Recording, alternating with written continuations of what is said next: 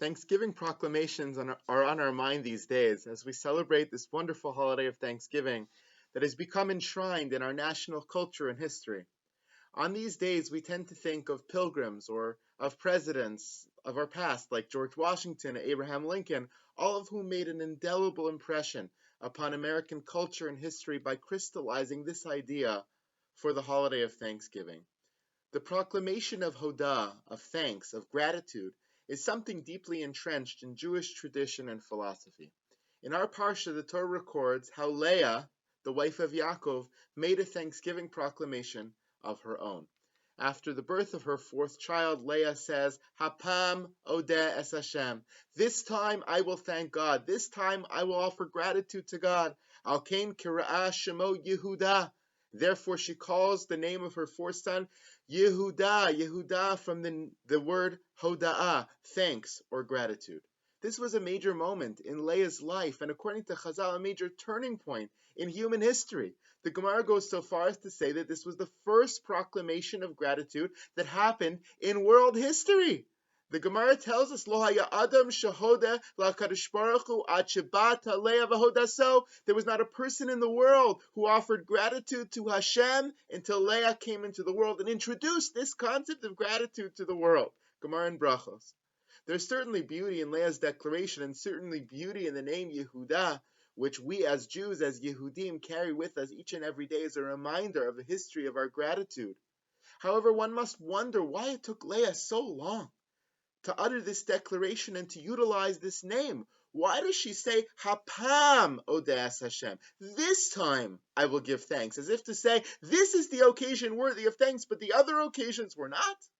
Why didn't Leah thank Hashem earlier for her first, second, and third child? Why didn't she name one of them Yehudah? Were those children not miracles to be thankful for? Were those births not worthy of gratitude of some sort? Furthermore, how could Chazal claim that Leah was the first to offer gratitude?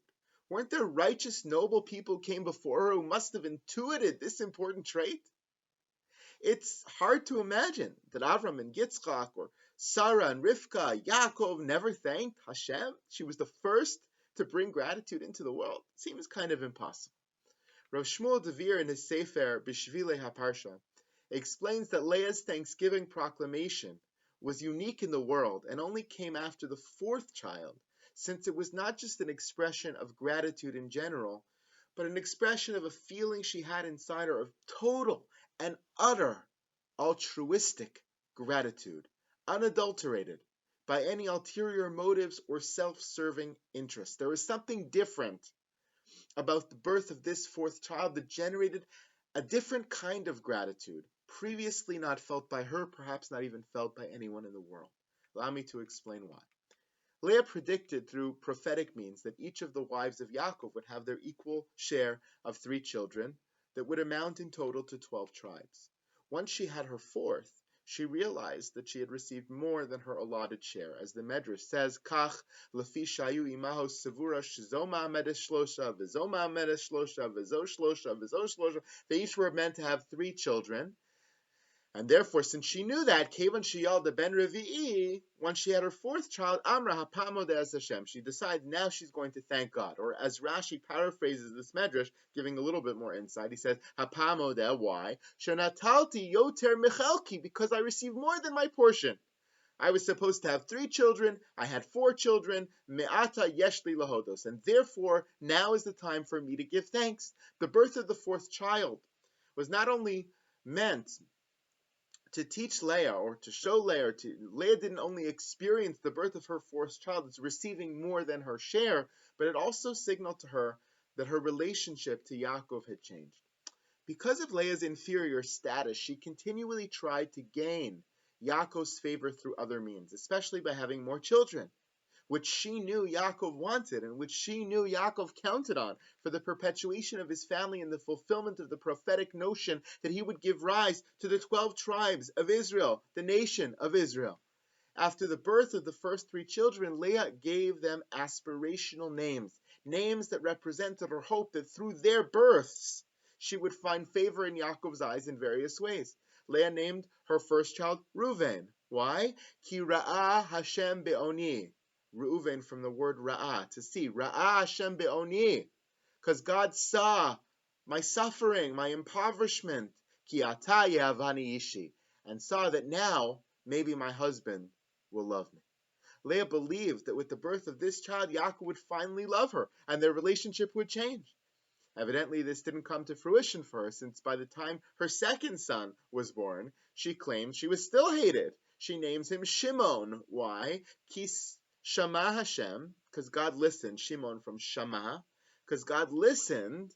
Kisnua Anochi, that I am hated. V'yiten gam et zeh, and gave me another son that would hopefully eliminate that sinna. She named him Shimon, realizing that Hashem had seen her suffering and listened to her cries and provided her with yet another child, which much might help change the balance of the feelings between her and Yaakov. Evidently, this didn't work either, since by the time her third son was born, she still felt she needed more from her husband. She named her third son Levi, hoping that maybe with his birth, the balance of the relationship would change and that Yaakov would come closer to her and attach to her and accompany her through the journey of life. That's why she calls him Levi, because Hapam Yilaveh Ishi, Levi from Yilaveh. Maybe this time, maybe finally this time, my husband will accompany me, attach to me, be closer to me in some way. Maybe through the birth of this child, the dynamic of our relationship will change. After these three children were born, Leah's prayers seem to have been answered. Her relationship with Yaakov must have improved, since we find no further expression of her pain or rejection, no further attempts to gain Yaakov's favor when it comes to the fourth child being born and the naming of that child. It was this knowledge that her fourth son didn't need to serve any larger purpose in the dynamic of her marriage and didn't need to act as a catalyst for Yaakov's love that made his birth different. It was this realization that qualitatively changed the nature of Leah's gratitude for his birth and translated into a special Thanksgiving proclamation. As Rav Devir says, La'achar shenolad Yehuda, hirgisha Leah sof sof, shekvar ein la interes ishi beliba. After the birth of Yehuda, Leah finally felt, after the birth of one of her children, that she had no personal interests of her own in her heart. Sharei bala kvar ohev ota, v'lo soneh osa. Her husband loved her now. Her husband didn't hate her anymore. V'hu mislav eleh, he's attaching himself to her. Me'ata nitan lahodos la'Hashem hoda l'shem shamayim l'lo shum interes ishi. Now finally, says Leah, I can actually give thanks to God that is pure and unadulterated. It's a thanks that is totally l'shem shamayim, totally altruistic, without any personal interests involved.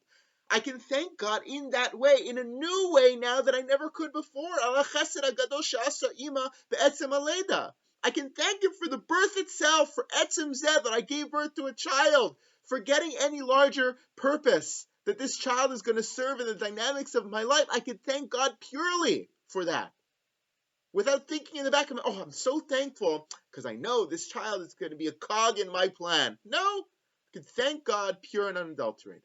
Up until now, all her gratitude was not fully l'shem shamayim, not totally pure. El l'shem interes ishi, rather it's for personal interest. Because she wanted to be loved by her husband. She had some interest to serve. Now this time, this time I'm going to thank God, because this time I'm going to thank God in a new way that's totally l'shem shamayim. A hoda she'ena tluya b'davar, rak l'shem shamayim bilvad. A totally pure form of gratitude that's not contingent upon anything. After the birth of her fourth child, Leah had no self-interest in the birth. She was just purely appreciative of the gift of being a mom, and could offer a new and different form of gratitude that she had not been able to feel or to express up to that point. She was happy and grateful each time she gave birth. Of course she was. Did others before her offer thanks? Of course they did. Nonetheless, never before in her life, perhaps never before in human history, according to Chazal, had anyone felt such unadulterated, pure, selfless thanks. This helps to explain why Leah waited until her fourth child to proclaim her gratitude, and it also explains how Chazal could claim that she was the first to bring gratitude into the world. She was not the first, but the first to express gratitude of that sort. Most of the time in life, we offer sincere thanks for something that happens to us, or for a gift we received, or for the presence of a person in our lives. It's usually because that event or gift or person helps us serve one of our needs. When the pilgrims made their Thanksgiving feasts, were they genuinely and amazingly grateful to their God? Yes, of course they were. But they were grateful because the bounty that they had would allow them to achieve all kinds of other goals and interests that they had. When someone buys us a pair of shoes, we feel grateful because we don't need to get blisters anymore, or because we get to look nice, or because we get to fit in with others who might have those shoes, or because we get to go for longer walks now that we have a more comfortable surface to be on. Whatever. The shoe helps fulfill some larger interest of ours. When dear friends help us through a tough time or a happy time, we're immensely grateful to them. And the gratitude is sincere. But in those cases, their presence served the need. It served the function of either cheering us up, or helping to add to the feelings of celebration, or taking care of daily tasks when we were too distracted, or whatever the case might be. There's nothing inferior or wrong or shameful in such gratitude. It's wonderful, it's normal, it's necessary.